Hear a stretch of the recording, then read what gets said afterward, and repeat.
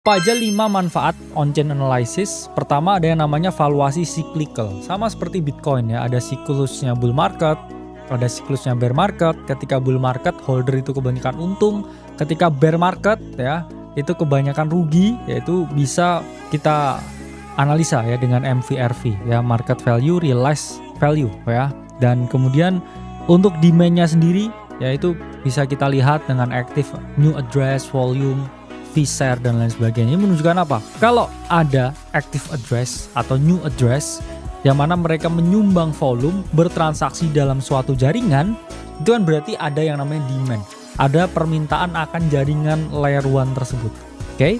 Kemudian kedua, kita juga bisa melihat akumulasi dan distribusi. Ini juga menunjukkan perilaku mereka. Oke.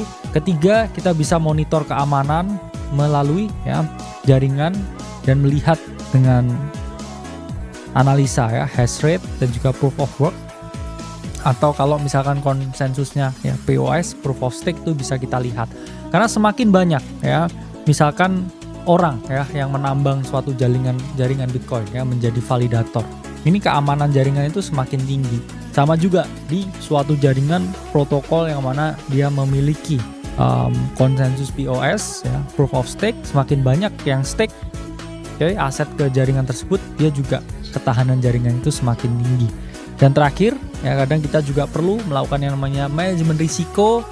Contoh ya, sekarang kita lagi di bear market, secara risk ya untuk membeli sekarang itu jauh lebih rendah daripada ketika teman-teman membeli di 120.000 ya. Kita kan udah berkali-kali menyampaikan ke teman-teman bahwa itu was the top, dan indeed ya it was the top. Jadi teman-teman harus sangat memahami ada yang namanya siklus ya atau cyclical. Nggak ada harga itu yang naik terus, itu impossible.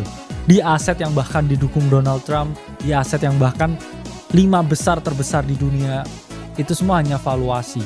Dan valuasi itu akan bisa runtuh ketika ada yang namanya distribusi. Orang melakukan take profit yang masif ya, memindah ya uang dari kantong kalian mungkin ke kantong mereka.